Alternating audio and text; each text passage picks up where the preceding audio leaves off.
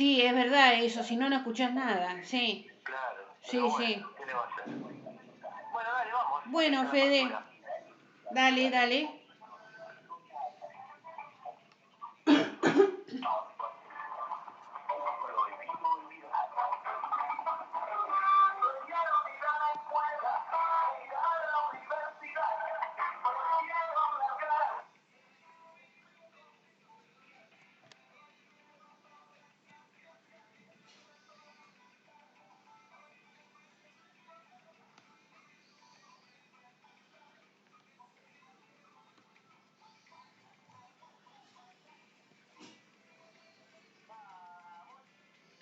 Muy bien, gracias Fede. Muy buenas tardes para todos. Después de Oscar Ortiz y sus 60 minutos, comienza Prohibido Olvidar de 15 a 16 horas los martes por la FM 101.9 en Mar del Plata, con Pablo Aceto, Fede Garrido en la operación técnica y quien te habla, Gloria Álvarez. Para escuchar por internet, www.fm1019online.com. Y también estamos en YouTube. Busca Prohibido Olvidar en diferido. Bueno, vamos a saludar ahora a Pablo Aceto. ¿Qué tal, Pablo? Buenas tardes, ¿cómo estamos? Bueno, muy buenas tardes. Hoy transmitimos en directo desde la radio, por supuesto. Sí, hay que hacer la aclaración, ¿no? Hay que hacer la aclaración porque advertíamos el martes pasado, de un día para el otro puede pasar un montón de cosas en la Argentina. Claro. Y así pasó, porque nos encontramos de un día para el otro con un motín policial, ¿viste? Claro. Ni más ni menos. Claro. Pero bueno, es más, si ya vamos a tratar el tema, ya sería un tema viejo por ahí. Sí, la verdad que realmente... Así sí. que bueno, hoy tenemos la oportunidad de transmitir en directo y bueno, darle desarrollo. No es un programa de noticias, es un programa que trata más las cuestiones de tipo conceptual. Un programa de noticias tendría que funcionar todos los días y no es nuestro caso. Pero sí vamos a abordar algunos temas que nos parece que son importantes por lo menos en lo que hace la definición del futuro. Bueno, mientras preparamos la columna de Alberto Cortés, vamos a contar un poquito cómo es el programa de hoy. La columna de Cortés se llama Los motines policiales. Vamos a seguir con algunas noticias que vamos a compartir. Los que se van, no coparticipable, más indigencia. La editorial de Pablo se llama ¿Quiénes son los que ponen en peligro la democracia? Cardiólogos, peleas y un partidito. Bueno, muy bien. Y después nos despedimos con un tema musical, por supuesto. Esta vez Los Auténticos Decadentes. Bueno, vamos a ver si podemos escuchar la columna de Alberto Cortés. Varias cuestiones subyacen en los motines policiales de estos días y la respuesta que el gobierno nacional dio, especialmente en el caso de la provincia de Buenos Aires. En primer lugar, la manifiesta intención de las fracciones más intransigentes de Juntos por el Cambio, la prensa hegemónica y los sectores más antidemocráticos de la sociedad argentina en general, de desgastar con cuanta arma y cuanta situación coyuntural se ponga a su alcance al gobierno nacional surgido en 2019 de la derrota del macrismo. Insatisfacción de algunos sectores rurales con el aumento de las retenciones, cansancio con las inevitables consecuencias económicas y sociales de la pandemia, incomprensión y deficiente comunicación del sentido de la propuesta de expropiación de Vicentín, que llegó a poner en la calle en defensa de un grupo de empresarios estafadores, a más de un argentino que seguramente nada tiene que ver con la corrupción y el delito, pero que se prestó ingenuamente a las maniobras de estos y otros delincuentes M. Estas y varias causas más ninguna de ellas vinculadas a genuinos intereses populares ni de sectores medios, han sido y son instrumentadas permanentemente en aras de lo que Dualde anunció y que hoy es inviable, pero podría dejar de serlo si el Plan M avanza. La policía como principal cuerpo armado en el golpe contra Evo Morales y el intento de golpe policial contra Correa en 2010 son antecedentes que mejor no olvidar. La identificación ideológica de la mayoría de los personajes que en algún momento fungieron de voceros de las demandas policiales locales confirman la presencia de esa mano tras la movida. Estos grupos, sin embargo, no operan siempre sobre meras construcciones mediáticas, sino que se aprovechan en algunos casos de situaciones existentes. Los salarios policiales se deterioraron en términos reales durante la gobernación de María Eugenia Vidal un 30%, en su mayor parte durante 2018 y 2019. Pero además, los policías argentinos en general no han gozado de salarios dignos, con la posible excepción de la Policía Metropolitana de la Ciudad Autónoma de Buenos Aires, el distrito más rico del país. Por ello, su supervivencia ha dependido en buena medida de ingresos complementarios, algunos legales, otros ilegales. Entre los legales figuran los adicionales por horas extras en la custodia de espectáculos deportivos, discotecas, comercios, etc.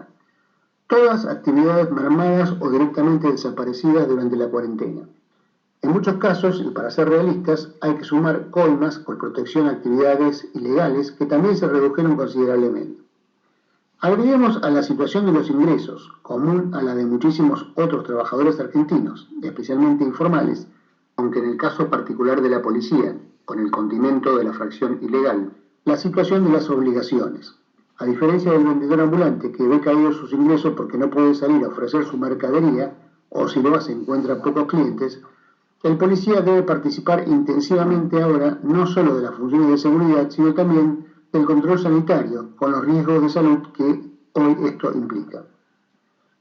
Aunque el epicentro nacional de la protesta y el disparador fue la provincia de Buenos Aires, en Santa Fe y otras provincias, las policías locales aprovecharon para sumar similares reivindicaciones y movimientos, cada una con su propia dinámica. Entre otras razones por las que la protesta se da recién ahora y no bajo el gobierno anterior, cuenta seguramente también la mayor o menor empatía con un gobierno nacional como el anterior, cuya ministra de Seguridad llegó a afirmar que cambió la doctrina y la policía no es culpable en un enfrentamiento.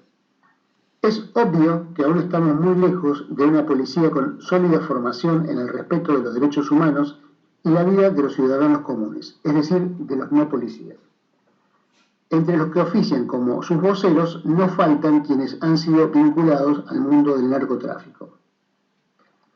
Debe reconocerse la justeza de la mayoría de los reclamos, e incluso, como señaló Horacio Verbitsky, lo interesante de muchos de los 14 puntos planteados por los policías bonaerenses, desde el punto de vista de quienes pensamos que es urgente un accionar decidido en el camino de avanzar hacia unas policías realmente más de la democracia y menos del delito y las rémoras dictatoriales. Pero también debe tenerse en cuenta el costo que ello representa, si bien alejándose de conceptos equivocados, hasta aquí predominantes, que confunden la imperiosa necesidad de mejor policía con el simplismo de más policía. Por ello, la respuesta surgida desde el gobierno nacional comenzó por lo presupuestario, comprometiendo para la provincia de Buenos Aires fondos del orden de los 35.000 millones de pesos que anteriormente iban a la Ciudad Autónoma de Buenos Aires. Esto naturalmente hizo poner el grito en el cielo a los representantes de la ciudad, por lo que caben algunas aclaraciones. En 1988 se establecieron por ley los criterios de coparticipación con las provincias, es decir, de la masa de impuestos cobrados por la nación, por lejos la más importante, qué parte queda en el gobierno nacional y qué parte va a cada provincia. En ese momento, la Ciudad Autónoma de Buenos Aires, al igual que la provincia de Tierra del Fuego, Antártida e islas del Atlántico Sur, aún no existían, eran simplemente territorios nacionales especiales, por lo que no se las incluyó junto a las provincias, cuyos porcentajes quedaron en lo esencial fijados allí hasta el día de hoy. Los porcentajes de esos dos distritos fueron saliendo luego de la parte del gobierno federal. Desde 2003 a la ciudad le correspondió el 1,4%. Macri, al traspasarle a la Policía Federal, le aumentó el porcentaje muy por encima de lo que implicaba el costo de esa policía, como han reconocido implícita y explícitamente un par de veces las propias autoridades porteñas y macristas. Parte de ese excedente, y no todo, es lo que ahora Alberto Fernández le retira, mediante un decreto, es decir, un instrumento de idéntica calidad jurídica que el que usó Macri para subirle de 1,4 a 3,75% la asignación a la ciudad, invocando argumentos inexactos. Durante 4 años, además, la ciudad recibió fondos que no le habrían correspondido en un criterio con un mínimo de equidad. Nación no le reclama que los devuelva, pero no se los seguirá entregando. Por supuesto que el jefe de gobierno porteño, Rodríguez Larreta, no iba a callarse la boca e inmediatamente contraatacó con la decisión de apelar ante la Corte Suprema. Independientemente de cómo le pueda ir allí, que es muy discutible, no olvidar que el presidente de la Corte es el abogado del multimedia Clarín. Ello le permite avanzar para tratar de obtener alguna compensación o negociar para evitar mayores podas ulteriores. Hay que señalar que, de todos modos, el gobierno nacional ya ha invertido 47.000 millones en territorio de la Cava, por fuera de la coparticipación, así como ha invertido también en el resto del país. Además, poniéndose al frente de esa batalla, Larreta pasa a perfilarse claramente como jefe de la oposición, desplazando por fin a Macri. La ciudad de Buenos Aires es el distrito que menos depende de la coparticipación. Es el más rico del país, con un ingreso per cápita que casi triplica al nacional, principalmente por concentrar allí las principales sedes de negocios privados y oficinas y también entes gubernamentales nacionales. Su situación está profundamente vinculada a un tema central y no resuelto de nuestra historia: los intereses centralistas porteños, encabezados por Mitre, entre otras cosas fundador del diario La Nación, a pesar de ser derrotados en la segunda batalla de Cepeda, en Pavón, aunque abortado esto último por la traición de Urquiza, y también al levantarse contra la nueva derrota electoral del mitrismo en 1880, trayendo en ese momento como consecuencia la federalización de la ciudad, han logrado históricamente imponer la mayoría de sus políticas en detrimento del resto del país, a pesar de un federalismo formal. Es una de las desigualdades que el actual presidente se ha comprometido a ir remontando. Mientras tanto, en otra geografía de Latinoamérica, Bogotá, Colombia, 10 muertos fueron el primer saldo de las protestas contra el asesinato por la policía de un ciudadano por violar la cuarentena. En el vídeo ampliamente viralizado, se ve a los policías torturando reiteradamente al abogado, reducido y en el piso, electrocutándolo con una pistola Taser que le produjo la muerte. En nuestro país, Patricia Bullrich compró 100 de esas pistolas, siendo cuestionada, dado que muchos sostienen que pueden ser utilizadas para torturar y matar, como se verificó en este caso. Tuvo en esto, sin embargo, un apoyo notable: el del actual ministro de Seguridad de la provincia de Buenos Aires, Sergio Berni, de muy opaco rol en la crisis policial y de más lamentable papel en la investigación de la desaparición y asesinato de Franco Astudillo Castro. Muy bien, hemos escuchado la columna de Alberto Cortés. Empresas que se van: Falabella, Sodimac y Walmart se suman a las empresas que quieren dejar el país. Falabella anunció el cierre de 4 de sus grandes superficies comerciales, incluyendo locales de Sodimac. Walmart reanudó la búsqueda de un socio financiero para reducir su exposición en el país. Los dos Sodimac que cierran en los próximos días son el de Villa Tesey y el de Malvinas Argentinas. Nike, Wrangler, Lee y Panasonic ya se fueron.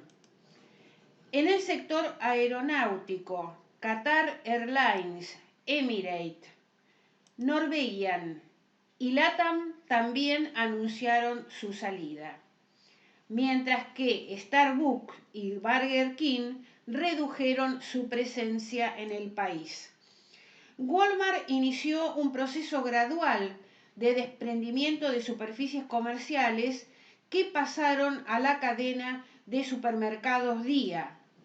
La rentabilidad en dólares es clave a la hora de decidir la permanencia en el país y también la posibilidad de girar las ganancias a la casa matriz.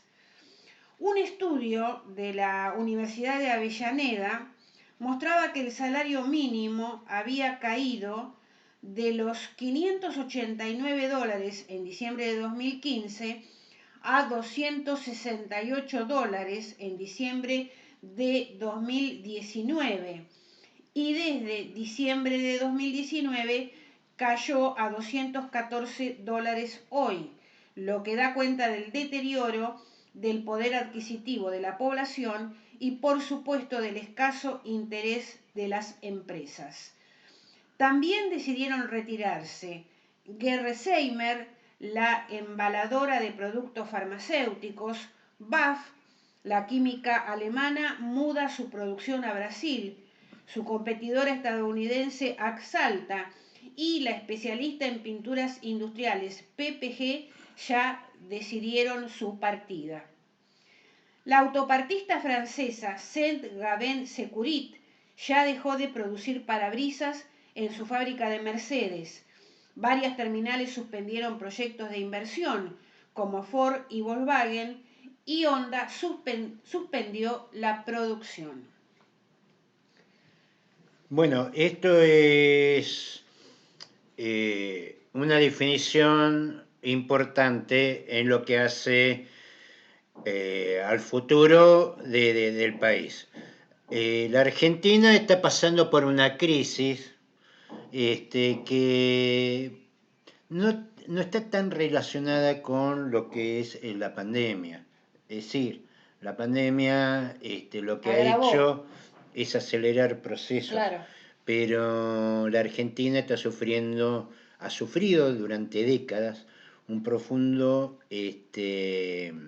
deterioro en lo que es y fuga de su capital, de su capitalización. ¿Por qué se van estas empresas? Porque no hay recurso material para que ellos puedan, por ejemplo, girar las utilidades hacia afuera. Hacia su casa matriz. ¿Por qué? Porque la Argentina no tiene dólares. En este momento en que se está discutiendo si el cepo o no el cepo, que para mí siempre fue un término mal utilizado. Acá no se trata de una decisión política de que la gente tenga dólares o no, es que no hay. Ahora, cuando no hay dólares, ¿por qué? Porque nuestra economía, desde que firmó en el 56 Bretton Woods, nos manejamos a través del patrón dólar. Todas las operaciones de comercio exterior, de girar, por ejemplo, en el gasto de turismo, cuando un argentino saca plata de Brasil, lo saca en dólares. Claro. Aunque esa operación sea inadvertida por el mismo usuario, en realidad lo que se está retirando son los dólares, porque es como se compensan entre los países. Todo se compensa a través de dólares, independientemente que vos tengas pesos. Por eso depende de tu gasto afuera la cotización del dólar acá, porque en función de la relación entre peso y dólar, es lo que a vos te favorece o te desfavorece afuera, porque toda la compensación, cuando se pasa, vos compraste un café en Ipanema, de tu cuenta de ahorros, sí salieron los pesos, se convirtieron en dólares y en dólares fueron a Brasil, que después se convirtieron en cruceiros. Pero siempre la transacción de cambio es el dólar. Eso nos pasa cuando gastamos afuera o cuando importamos. Uh-huh. Es decir, cuando compramos algo afuera, lo estamos comprando con dólares que no son lo que vos tenés, son los que están en la Reserva Nacional. Por eso es el debate que se da sobre y por eso la importancia de los fondos que son de la Reserva Nacional, porque de ahí salen todas las operaciones. ¿Cuál es el problema que tienen las empresas extranjeras que están viendo? Que la Argentina no va a tener dólares para que ellos, entre otras cosas, Claro, puedan transferir las regalías, claro. ni tampoco importar, porque tengamos esto en claro, en la Argentina no se fabrica nada, no se fabrica casi absolutamente nada. Entonces lo que te venden es lo que ellos trajeron de afuera, que hay que pagarlo en dólares, te lo cobran en pesos y la ganancia vuelve otra vez afuera en forma de dólares. ¿Cuál es el problema? No hay dólares para importar ni tampoco para llevarse las regalías hacia afuera. Sí. Entonces, ¿a qué se van a quedar? No, y además no hay consumo.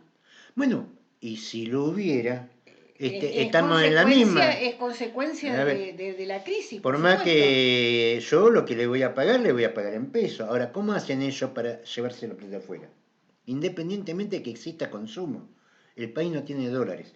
A ver, necesidad de consumo hay un montón. Siempre hay necesidades de comprar algo. Tenemos que comprar medicamentos, tenemos que comprar los repuestos de los autos, tenemos que comprar los repuestos de todo lo que es la electrónica. Y no hay ni plata para importar, ni estas empresas se pueden llevar las regalías. ¿Por qué? Porque no hay dólares en reserva. Esta es, digamos, es un tema que es fundamental, porque a veces yo veo en unas discusiones, se afecta mi libertad porque no me dan dólares. No, no te dan dólares porque no están, porque no hay. No hay. No es que alguien te quiere quitar la libertad, no, no hay dólares. Y los dólares que hay se utilizan básicamente, o uno piensa que se va a utilizar básicamente en lo que es insumos para la industria, e insumos, por ejemplo, para la salud, porque acá no fabricamos nada. Acá lo que hay que discutir es por qué razón no tenemos reservas y por qué razón acá no fabricamos nada, porque si nosotros fabricáramos cosas acá, hablo de la pastilla de un freno, estamos hablando que no vamos a tener parabrisas, lo que dijiste recién. Claro, no. Si No, no va a fabricáramos haber nos respuesta. entrarían Es decir, dólares. estamos todos pagando seguros.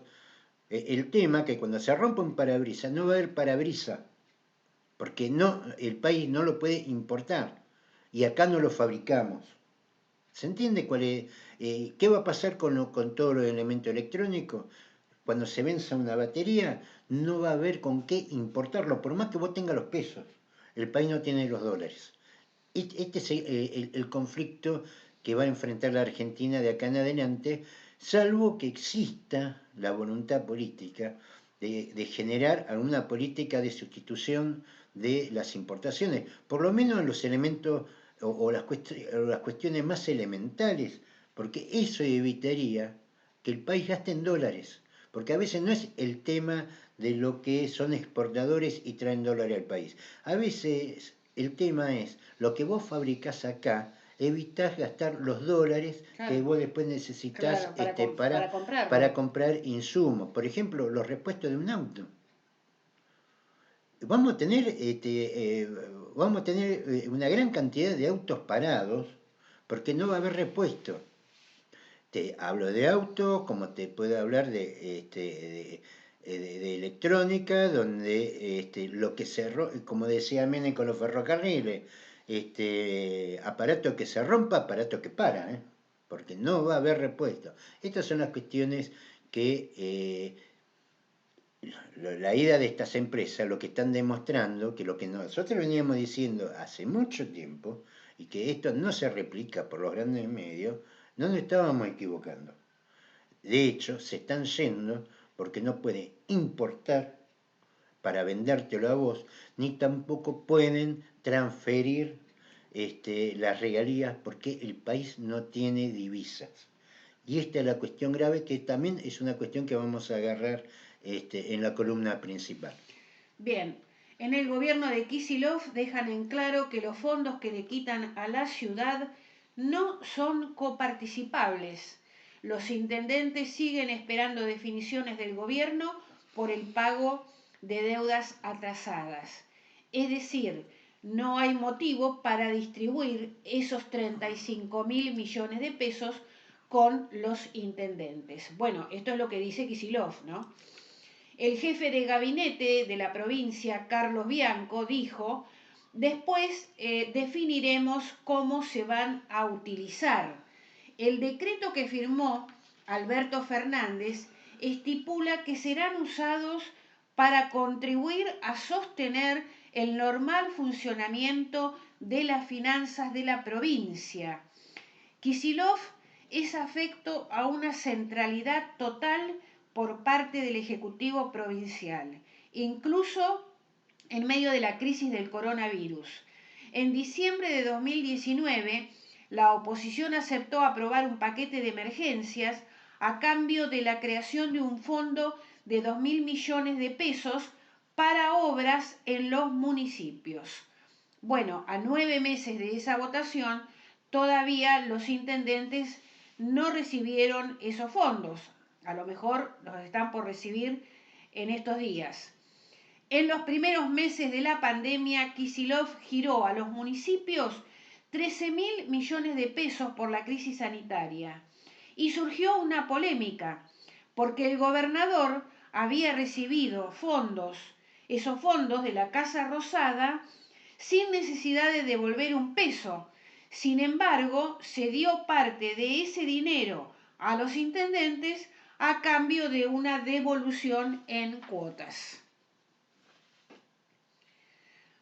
Advierten que se duplicará la indigencia y más británicos recurrirán a bancos de alimentos.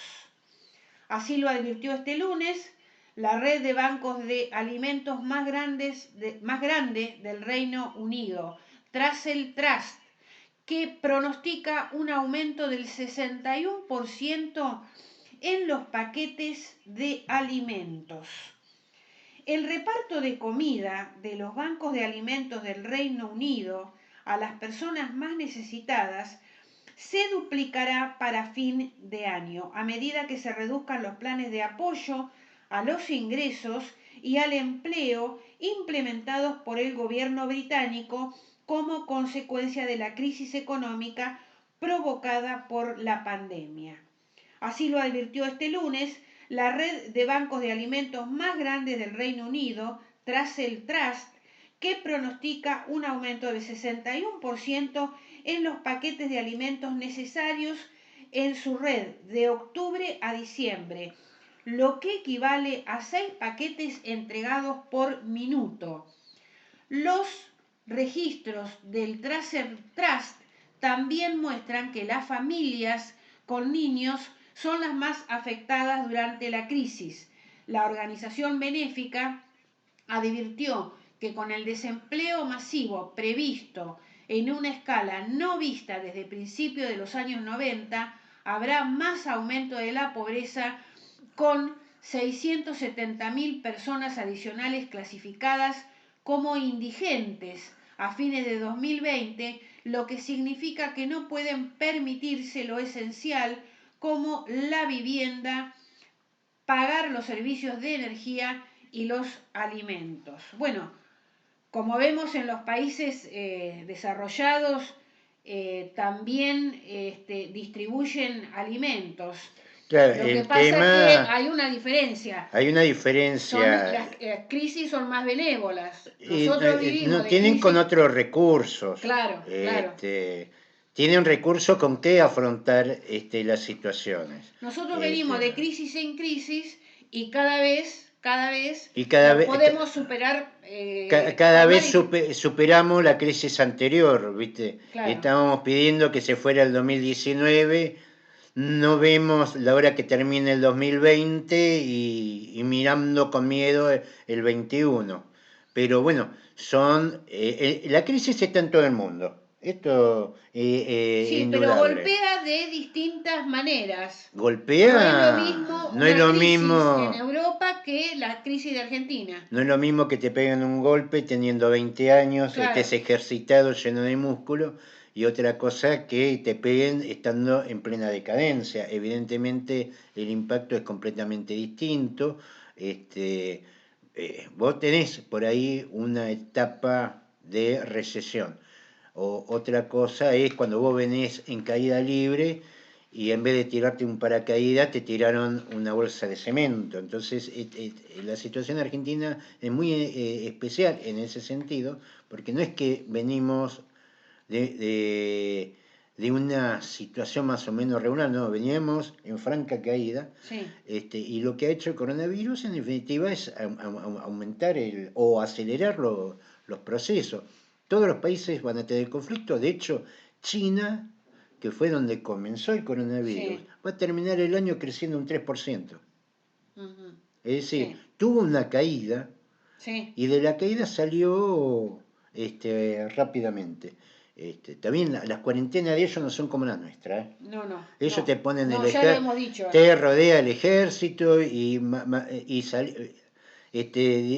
nunca te olvidé de usar el barbijo, si es que podés salir, pero China va a crecer un 3% y es lo que más o menos nos está sosteniendo a nosotros, porque nuestro principal comprador es China. Demos gracias que China está creciendo, si no, sería realmente una situación más que compleja la de la Argentina. China va a terminar creciendo un 3% y eso es un poco lo que nos está sosteniendo. Pasamos a tu editorial, Pablo. ¿Quiénes son los que ponen en peligro la democracia? Bueno, hemos tenido una semana más que movida, ¿no? Con distintas situaciones.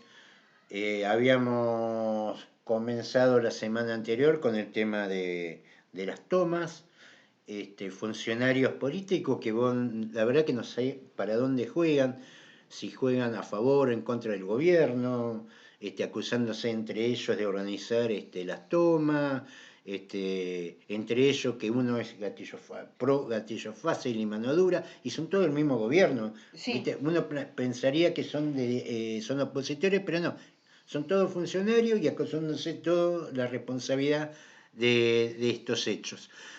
Ahí se dio también después lo que fue la movida de la policía, más no vamos a desarrollar porque es un desarrollo cortés, me parece que ya a esta altura no es necesario agregar mucho más, pero también hubo otras movidas eh, sin bajarle el precio a las anteriores, que, a ver, el tema de motín policial es importante, el tema de planes sistemáticos de toma de tierras, y se acusan a miembros del gobierno de hacerlo, es un tema importante, pero hay otros temas que incluso hasta pueden tener mayor efecto negativo que no apareció en ningún medio. Está completamente desaparecido, temas que realmente pondrían en jaque al país. La semana pasada,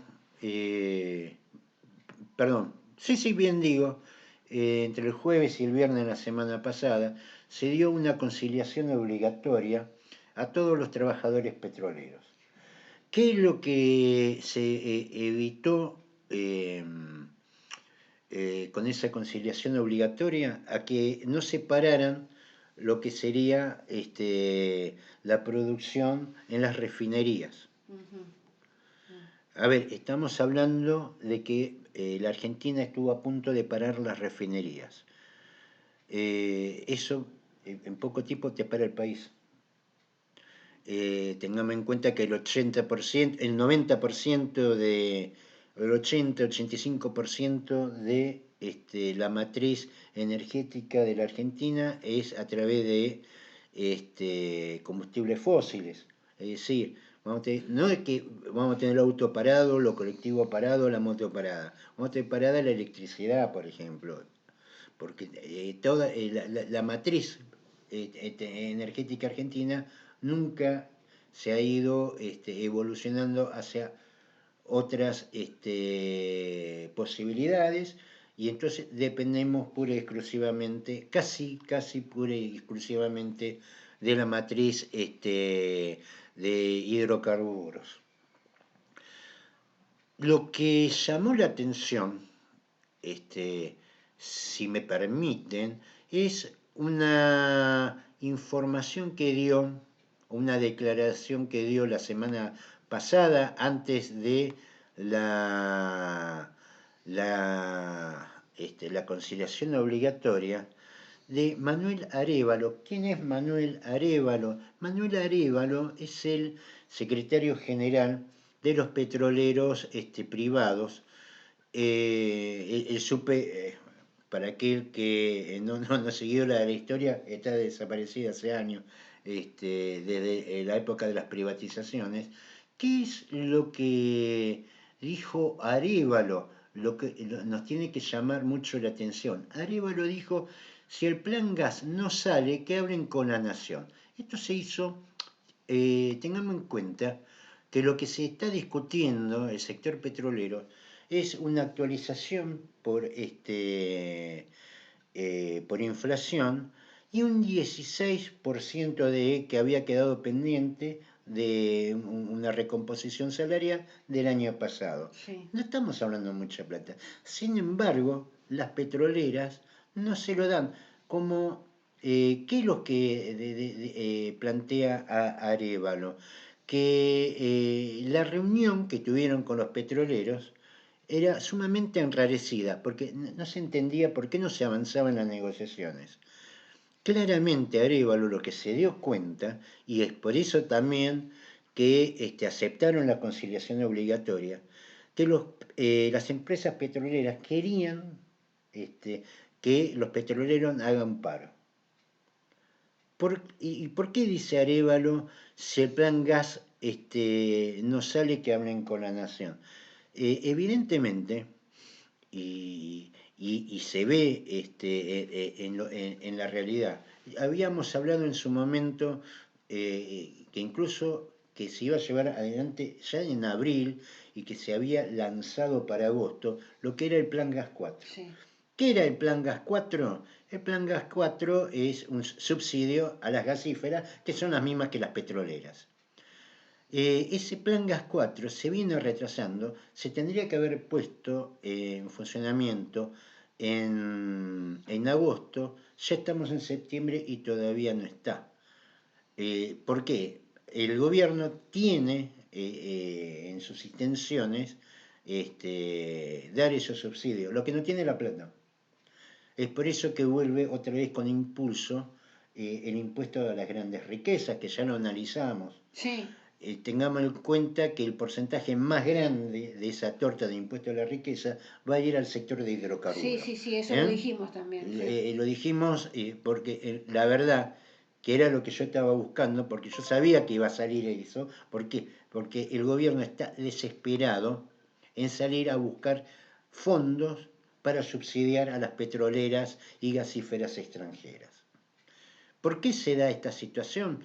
Les comento, el precio del crudo, después de haber superado por más de 10 jornadas los $45 el barril, lo que hizo caer el plan de barril criollo, hoy cerró en suba, está en 39,49.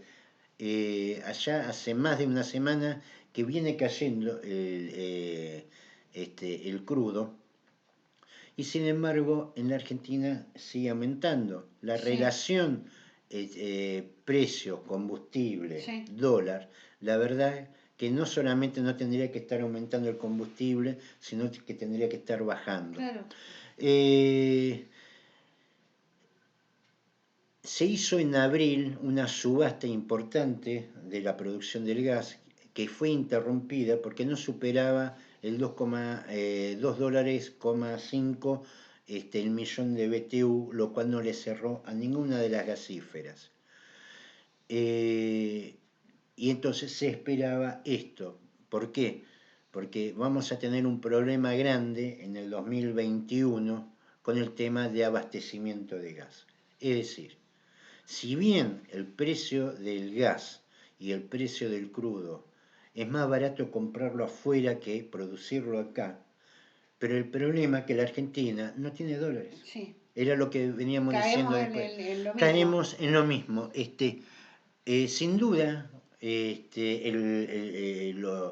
de acuerdo a lo que piden las petroleras que están operando con nuestros recursos en el país. Y el precio internacional del crudo, la verdad que valdría más la pena subsidiar a los trabajadores y comprar el crudo afuera. Pero el problema es que la Argentina, por más barato que sea el gas y el petróleo en el extranjero, no tiene dólares, como decíamos hace un ratito. Entonces, ¿qué es lo que están haciendo las petroleras? Ponen en jaque al gobierno en que si no me restaurás los subsidios, si no me das el subsidio de gas, te corto la producción local. Y como vos no tenés dólares, tampoco la vas a poder ir a comprar barata afuera. ¿Se entiende cuál es el conflicto? Esta es evidentemente la denuncia que hace Arévalo, lo cual no ha generado, llama la atención, ¿por qué no? Eh, no ha motivado la pluma de los grandes medios nacionales alrededor de este tema. Porque con las petroleras evidentemente nadie se mete. Es más fácil meterse con la bonaerense, es más fácil meterse con las ocupaciones, con el poder concreto no. La democracia, que se plantea como gobierno del pueblo, no solamente que está en peligro, está hackeada. Hoy, más, te digo, mira con qué poco te hackean, que nos hackean con nuestros propios recursos, porque el gas es nuestro, el petróleo es nuestro. Sin embargo, aquellos que no han invertido en nada, porque la inversión siempre fue del Estado para beneficiar estas empresas, hoy nos hackean con nuestros propios recursos. Esto realmente es algo que te debería llamar la atención en la política, en los medios de prensa, en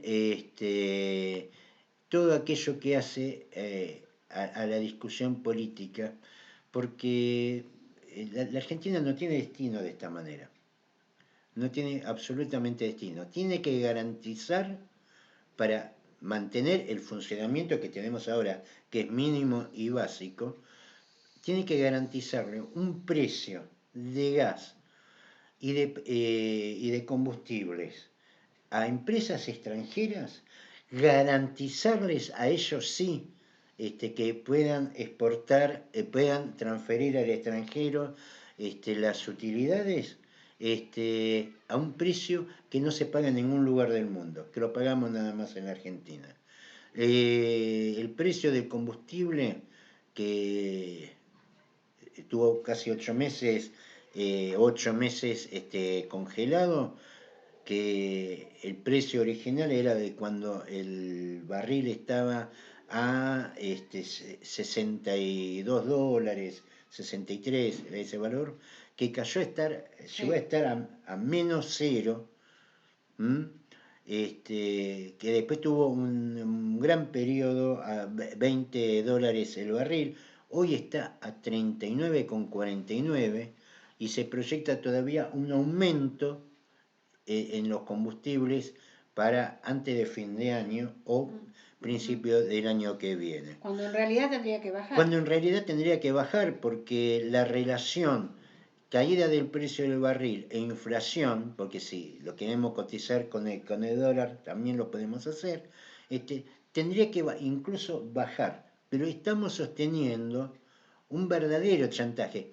Hoy lo escuchaba a Mario diciendo, a Mario Masitelli en su programa de hoy al mediodía, diciendo cómo en los distintos conflictos el Estado reacciona de distinta manera.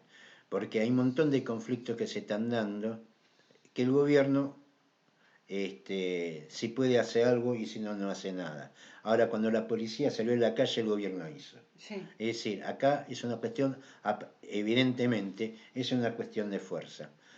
Y evidentemente, en la economía argentina, lo que tiene más fuerza son las petroleras, que son las que se llevan la mejor parte y los pocos recursos que están quedando. Esperemos que el gobierno dé un giro en esto, porque digo, ha querido intervenir una cerealera y el tema de los recursos más que importantes, como son los recursos energéticos, siguen estando en manos de sectores privados. Creo que va a tener que hacer definiciones importantes.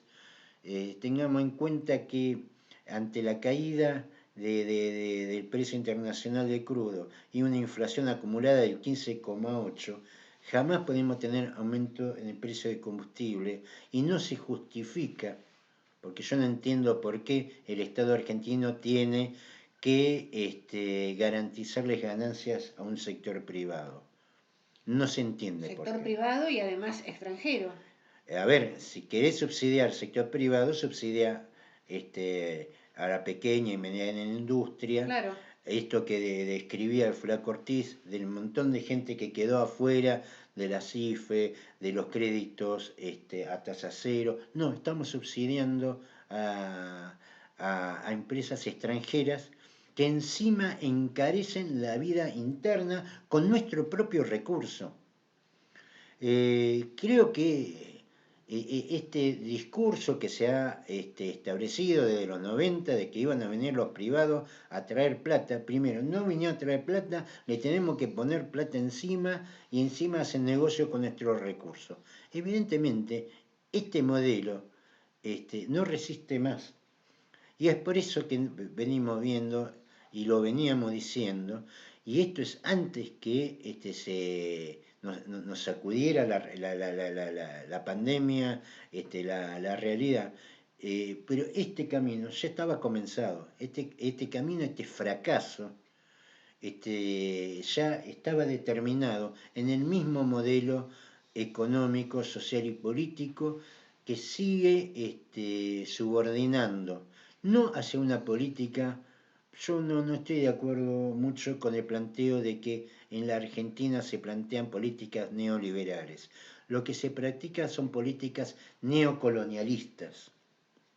Neoliberales serán en otro lado, acá son neocolonialistas, nueva forma de colonialismo donde el capital argentino, el ahorro argentino, se va a las arcas de empresas extranjeras. Esta es la cuestión que me parece que está faltando, y cuando se quiere entrar en la discusión de que acá acomodamos una cosita, acomodamos otra, no, acá la cuestión es de fondo, y la cuestión de fondo es la cuestión energética, porque sin energía no mueve absolutamente nada. Hay que ver cómo se resuelve, hay que estar atento en estos 15 días, cómo resuelve el gobierno y el Ministerio de Trabajo el conflicto con los petroleros. Te vuelvo a decir, la amenaza es parar las refinerías, todas. Y eso, a un país que no tiene dólares para importar, directamente bajamos las cortinas. El gobierno va a seguir accediendo al chantaje de las petroleras o va a implementar una ley de emergencia. La ley de impuesto a las grandes fortunas, donde el 25% de eso iría a estos sectores, me parece que no es justo, en principio. Me parece que acá hay muchos sectores, acá está faltando una política de sustitución de la importación para evitar tener que comprar cosas afuera, claro, porque no tenemos dólares. Pero me parece que desde ningún sector se habla de sustitución de importaciones. No, en ningún lado. Bueno, es un país que se acostumbró a no trabajar, a no producir, a comercializar, a la venta de chucherías a la venta, pero digamos, es decir, ponerte a hacer un auto, ponerte a hacer un barco, ponerte a hacer un avión, ponerte a hacer repuestos, digamos, hemos perdido en todos estos años, aunque sea tornillos, toda la matricería argentina, hoy eso es poco, bueno, eso hay que volver a incentivarlo, hay que sacarlo adelante. El modelo agroexportador, es decir, agarrar, vender a granel para tener algunos dólares, no sirve, no está llevando nada. El arreglo de la deuda externa argentina es eso. Son 3 años de alivio para seguir trabajando sobre la línea de negocios que hay. Y la línea de negocios que hay es agarrar los recursos naturales y reventarlos. Llámese litio, llámese petróleo, llámese ganadería, agricultura, pesca. Pero evidentemente en 3 años vos no vas a reconvertir la economía argentina. Bueno, tampoco hay un plan. Y si los recursos como el impuesto a las grandes fortunas, un 25% es para alimentar al sector petrolero, al cual le hemos transferido prácticamente todos los recursos del campo. Lo mismo que quiso hacer el presidente con Vicentín, lo tendría que hacer con el sector petrolero. Yo no sé qué es lo que quiso hacer con Vicentín, porque a mí, la verdad, hubiera tenido más sentido revivir la Junta Nacional de Granos, pero no sabemos qué es lo que quiso hacer y qué utilidad le hubiera dado a él tener una agroexportadora. Pero bueno, lo que sí sé, lo fundamental que es recuperar el control de los recursos energéticos, que vuelvo a repetir, la Argentina, por más barato que esté afuera, no los puede comprar porque no tiene dólares. Y lo de acá no tiene el control. Y para obtener energía, tiene que cederle fondos de reserva para que puedan girar lo que acá están cobrando de más. Entonces, realmente esto no tiene salida. Y tampoco es una solución impulsar una ley a los grandes fortunas para después entregársela y transferírsela a este sector. Porque yo veo mucho revolucionario, mucho progresista diciendo el campo tiene que aportar. Y lo más lindo que lo que aportó el campo fue a este sector, el sector petrolero. La transferencia de capital del campo al sector petrolero fue infernal a través del barril criollo, es infernal a través de los distintos subsidios que se le dio desde la época de Cristina Néstor, de la Rúa y Carlos Saúl. Toda la plata se le está llevando este sector y que encima trabaja y administra nuestros recursos. Evidentemente acá hay que buscar un camino distinto. En ningún lugar del mundo, ningún país serio regala su patrimonio, sus recursos energéticos, como sus recursos alimentarios, y así vamos, etcétera, etcétera. Acá con Arroyo diciendo hay un nuevo impulso a las changas. Realmente sí, la Argentina va a depender de un rebrote de changas. Evidentemente lo que tenemos es un problema nosotros que elegimos este tipo de gente. Cardiólogos insisten en que los pacientes continúen realizando consultas y chequeos. En los primeros meses de la cuarentena, las unidades coronarias de clínicas y hospitales se encontraron vacías, pero luego aparecieron personas con patologías más graves, por lo que especialistas aconsejan no dejar los tratamientos. Durante los primeros días del aislamiento social preventivo y obligatorio, hubo una considerable merma de consultas en los sectores de cardiología de clínicas y hospitales por el temor a exponerse a los contagios de coronavirus en Mar del Plata. La consecuencia fue, con el correr de la cuarentena, que se han asistido a pacientes por no poder realizar las consultas pertinentes en tiempo y tuvieron cuadros cardiológicos y patologías más complejas. En referencia a la gravedad de dejar la asistencia cardiológica, la cardióloga Lucía Rodríguez dijo que es una de las principales causas de muerte de manera aguda y en la primera etapa de la cuarentena se vio una caída muy marcada de las consultas por infartos de miocardio. Pandemia en Mar del Plata, cruces entre el oficialismo y la oposición. Tras la acusación contra provincia y nación, Marcos Gutiérrez salió al cruce de Agustín Neme. El concejal oficialista pidió dejar de lado la política.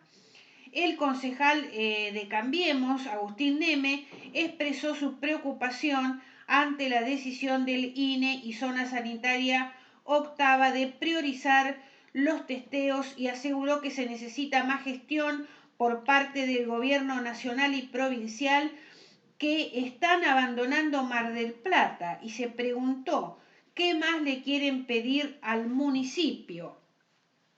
Y salió a contestar Marcos Gutiérrez diciendo: memoria concejal, dejen de mentirle a los vecinos, 1900 testeos prometieron y no llegaron a 500, 9 centros COVID nos dijeron, solo 2 abrieron, 24 horas del SEMA prometieron, pero achican horario de los CAP, que son los centros de la atención primaria de la salud.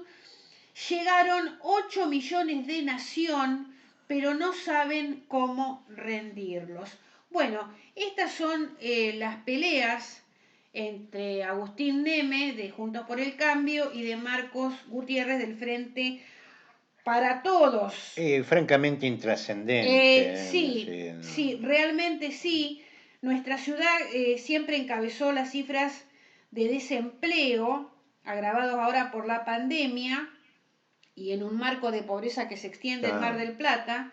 Los concejales se dedican a pelear en lugar de buscar soluciones que deberían estar pensando juntos cómo salimos de esta crisis, y tampoco se ve al sector político renunciar a sus privilegios. Por ejemplo... No, en lo más mínimo. Claro. Le estamos pidiendo a la gente sacrificio, esto, lo otro. A ver, yo sé que dejar algunas cosas de lado, y estoy hablando de plata, no va a solucionar el problema de todos, ni por ahí. Pero evidentemente está faltando gesto. Por supuesto, en la suma de toda la organización gubernamental que les sobra funcionarios, bueno, por ahí en algún punto serviría por lo menos para achicar el gasto público.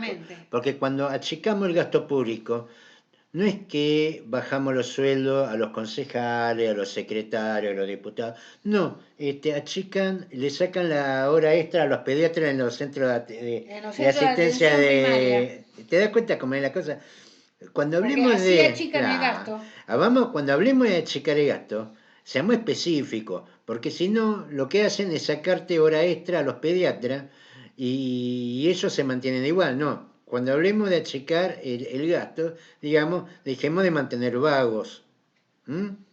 Mientras atendían pacientes con coronavirus, afuera jugaban un partido de fútbol. Ocurrió durante este fin de semana, a pocos metros del Hospital Modular, en el predio del Hospital Interzonal General de Agudos, IGA.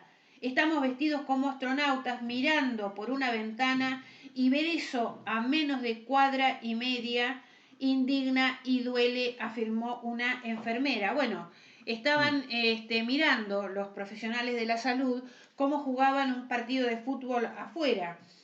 Y vamos a decir, ya estamos terminando, Pablo, que el único control que hace el municipio es por la costa. En los barrios la policía no entra a hacer este tipo de controles. que sería bueno, solo hacen el control por la costa que es para la foto. Yo parto también de esto, que es una responsabilidad de todos. No tendría que venir ningún policía a decirte nada. No, pero La verdad que digamos tendría que ser que así. eso, Ahora, yo entiendo a la gente que precisa trabajar. Ahora yo no entiendo cuál a es los la que, claro, necesidad de jugar un partido de fútbol. exactamente. Tampoco veo la necesidad de surfear. Hablemos claro, ¿viste? Porque si no estamos, el problema es en los barrios, ¿viste? Unos quieren surfear, el otro quieren jugar a la pelota. Bueno, evidentemente acá es un problema, así votamos, también no porque también el resultado es este, pero me parece que ya la policía se tendría que dedicar ya a lo específico porque tampoco tiene sentido si te están jugando al fútbol en un barrio, vos salgas a correr a gente a la costa. Ya la verdad no tiene sentido. Por ahí, como es más vidriera la costa, Claro. para evitar el mal ejemplo, pero ya no tiene ningún sentido. Evidentemente, el futuro dependerá de lo que estamos haciendo y no estamos haciendo bien las cosas ni desde el Estado, ni desde el gobierno, ni tampoco a nivel ciudadano. No hay ninguna necesidad de jugar un picado de fútbol, no hay ninguna necesidad de surfear, no hay ninguna necesidad de sentarnos, juntarnos en la calle o salir a hacer banderazo y no sabemos a quién, porque ¿viste? Le hace un banderazo a una pandemia, ¿viste? No va a solucionar las cosas. Bueno, nosotros nos despedimos hasta el martes que viene con Prohibido Olvidar y nos vamos escuchando a los auténticos decadentes. Amor, hasta el martes que viene.